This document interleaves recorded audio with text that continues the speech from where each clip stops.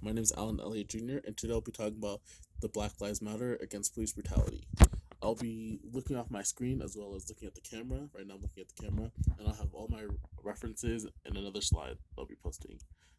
Um, don't know how to. This is my my screen right now, and those are all my tabs. I don't know if you can see. So, without further ado, let's get into it. So, in this topic, let me just start off. What is police brutality? To understand what police brutality, you have to look back at all past the civil rights movement, uh, going back to activists, Black Panther, all that stuff.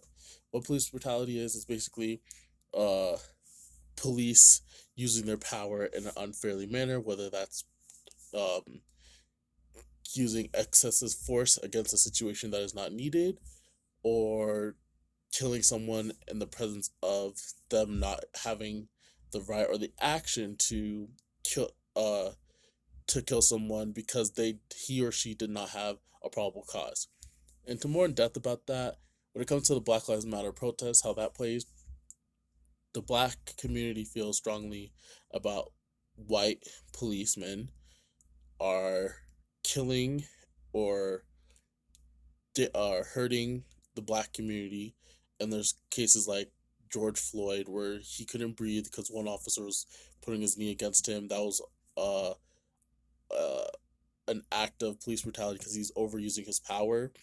And there's also like a guy named Eric where he couldn't breathe as well and the officer was using too much force. There's also cases where uh, police have gotten off with way many things than black people. Uh, for example, there's this one lady who shot a man in his own home, and she was an officer when she thought it was his house, but really it was him. That he was on his knees, had no guns, no nothing, and she shot him, killed him, and got off with it. That's another thing of police brutality. She was a white woman, and basically, black people have had enough. The whole black community will not stand, and the George Floyd was really impactful because it was caught on camera. There's no excuse. There's too much pressure on his neck. He said multiple times, and the fact that multiple people had to go through this act of violence, and that black people were afraid of their lives because they can walk down the street and a white person could pull them over. A white cop could pull them over and shoot them dead, and he won't have no consequences or repercussions. The Black Lives Protest wants to bring attention towards this action. So to really get in depth about uh like really understand police brutality and like this whole Black Lives protest, let's take it back to the Civil Rights Act, the Civil Rights Act, and then I will be talking about religion because religion plays into the civil rights, which plays into police brutality, all this stuff. So the Civil Rights Act was to help segregation be abolished and for black people to have equality, and they fought against white policemen for this. And so I'll talk. Um, Martin Luther King, he was a Christian. He grew up in a Christian military. His whole family, his father was a pastor, and he grew up in the church mindset. He felt that's equality. Him, there's many others, but he really felt strong about the imprisonment of black people and how black people weren't allowed to do this and other stuff, and how white people could just kill or um, imprison black people and get away with it. So he decided to take a stand, as well as other people like Rosa Parks, etc. Him and a group organization called the Civil Rights would walk down, and we get stories about like water was pulled on them, but they walked and marched to protest against um, this injustice of inequality and segregation and how black people are treated or not treated equally. Following this, you get Malcolm X. So these are two people totally different. One's Christian and one is, I think, Islamic. And so I have some notes about him. So if you look at Malcolm X was a virtual built nation of. He was an Islamic man. He turned Islamic when he was in prison. He read books, and a guy named Elijah Muhammad, who was like he talked to him and like was like he looked up to him, he converted him into an Islamic person. So prior to this, or after this, once he was released from jail, Malcolm X decided doing speeches and protest and wanted to bring the word about Islam and how black people aren't treated equal and all this racial injustice. And what's interesting is one's in a peaceful. Martin Luther King was a peaceful and Christian based, and Malcolm X is a Muslim, is a Islamic in violence. And so Malcolm X was part of the Black Panther movement, and the Black Panther is pretty much a black protest, but more extreme, so where they would use guns, want to kill white people, and get revenge. And Malcolm X believed in three things: self defense, um, revolutionary, and retaliatory, which is, well, self defense, one, to protect yourself, one to start a riot of a civil rights act movement, as you'd say.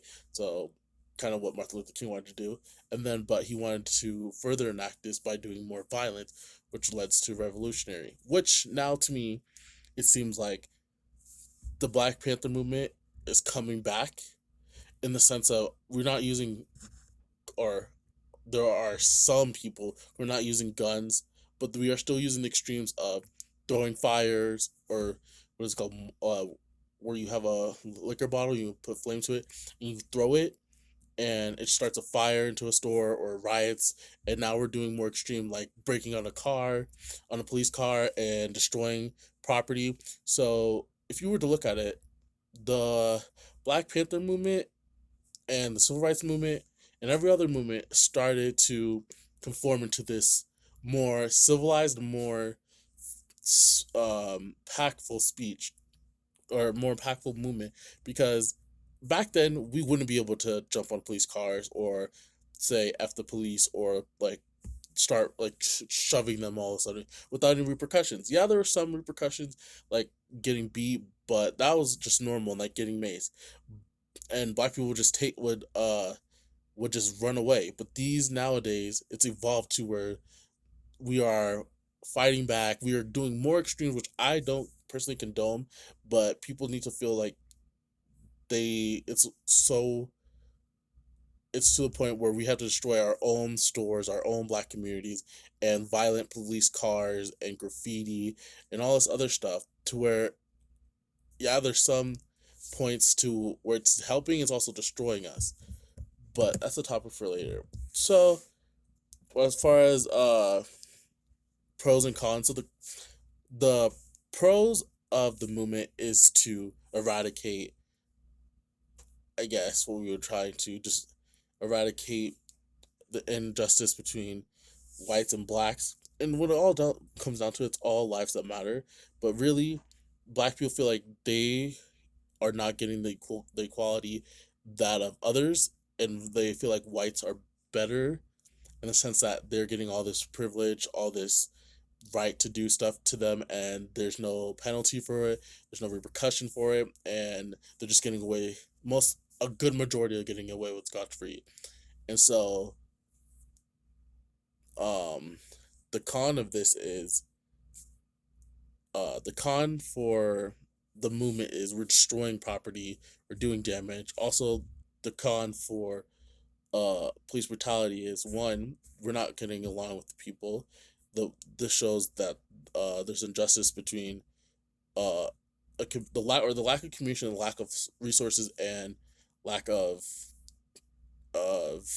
funding for policemen, because one, they're not being monitored, because no one's monitoring the own cops, the body cams. There's not enough money for body cams for these cops to have, or even if they're having them, they're covering it up, and we're not making awareness to this, as well as that some people feel that if you're from that neighborhood, or if you're from that uh area, then you should. And this is, I'm getting this exact information is from a video I watched where officers talked to people in the community, like I think it was like black activists versus policemen, and they felt like if you're from a neighborhood and you grew up in that neighborhood, then you should police that neighborhood because you know more of that. And a person of a different neighborhood or race should not be policing that certain area because of how uncomfortable and how alert their senses will be way more than other.